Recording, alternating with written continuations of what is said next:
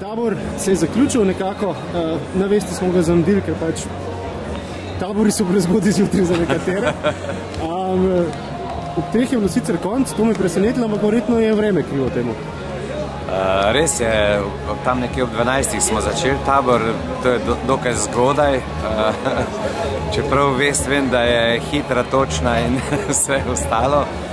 Drugače pa ne, mi smo predvideli tam nekje v drugi uri zaključek tega bolj formalnega dela, zato ker mi vedno povežemo tabor še z obiskom kakšnih lokalnih prireditev, znamenitosti in večina ljudi iz tabora je odšla na sejem, ki se odvija v Celju, na mednarodni obrtni sejem, tako da vidite, da danes je tukaj vse v zelenih barvah Slovenske ljudske stranke in stranke mladih, kakršna je letošnja barva naše predvolilne kampanje.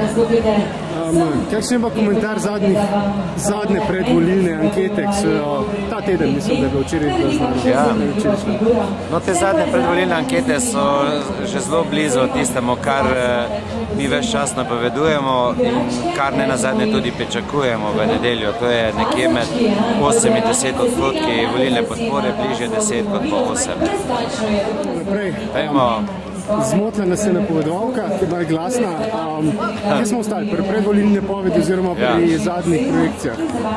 Stranka mladih je kar nekaj prinesla zraven k temu.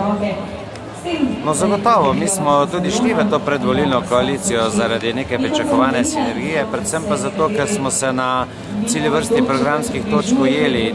Jaz sem vesel tega predvolilnega sodelovanja, trdno verjamem, da bomo sodelovali tudi po volitvah in mi smo tudi že v preteklosti večkrat pokazali, da nismo ideološko bremenjena stranka in ne znamo graditi tudi politične mostove. Kakšen je odnos z bratom Podobnik?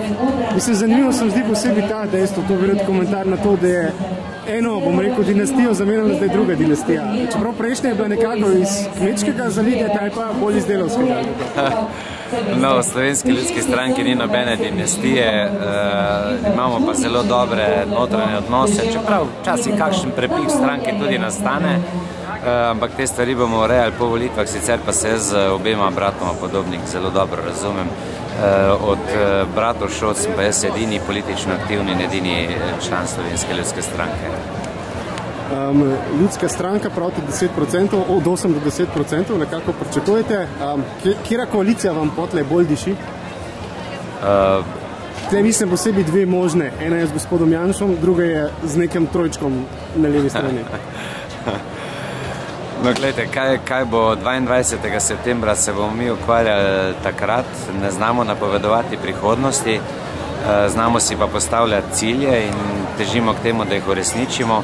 Predvsem pa velja tisto, kar sem tudi danes povedal, da obstajajo neke minimalni standardi, ki ne nazadnje niti niso tako minimalni, ki bodo predpogoj oziroma za katere se bomo zavzemali tudi po teh volitvah, od tega, da Slovenci ostanemo lastniki pomembnih vitalnih delov slovenskega gospodarstva, zato da ostanemo gospodari na svoji zemlji, v svoji državi, do tega, da se še naprej zavzemamo za skladen regionalni razvoj Slovenije, ohranitev kulturne krajine, mi bomo podpirali slovensko kmetijstvo in slovenskega kmeta, do tega, da uredimo enkrat dokončno to mejo s sosednjo Republiko Hrvaško. Jaz mislim, da si državljanke in državljani to tudi že želijo in da si ne nazadnje politika mora prizadevati, da pride do tega.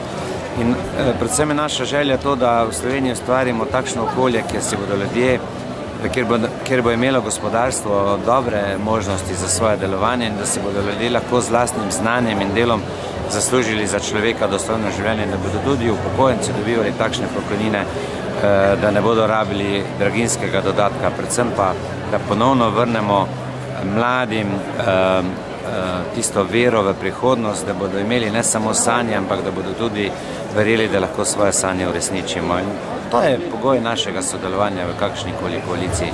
Mi nismo bili nikoli stranka, ki bi izključevala, ki bi bila izključujoča, ki bi generirala konflikte, ampak gradimo na prihodnost in smo predvsem zazrti v prihodnost. To je bil verjetno dolomek izgovora današnjega, ki ste ga imeli na taboru? Ne, to je odlomek iz našega političnega programa, iz našega političnega programa zadnjih 20 let. Mi se ves čas za to zavzemamo. Celje je danes zeleno, a bo to dosti za željen rezultat 21.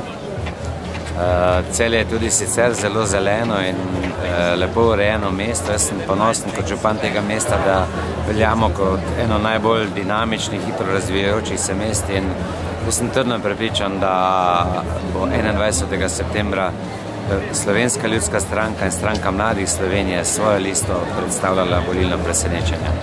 Celjani vas imajo nedvomno radi, jaz upam, da tudi ostala Slovenija tako.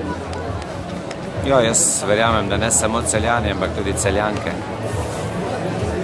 V redu, pa pred Celjanki zaključiva. In Štoročanke in Vojničanke in Dobrčani, namreč kandidiramo v obeh volilnih okrajih. Celje 2 in pa tretji volilni okraj, ki predstavlja tudi Celje, Štore, Vojnik in Dobrna. To je nekdanja občina Celje in mi smo tu dobro povezani, sodelujemo in verjamem, da bo rezultat dober. Gospod Šrot, najlepše hvala. Hvala. On je poj stranki, jaz nisem. Jelega. Evo, ne fante, ne fante. Tako se ne upa. Daj se ne bi upal, ne, da ne bo. Vse se ne upa,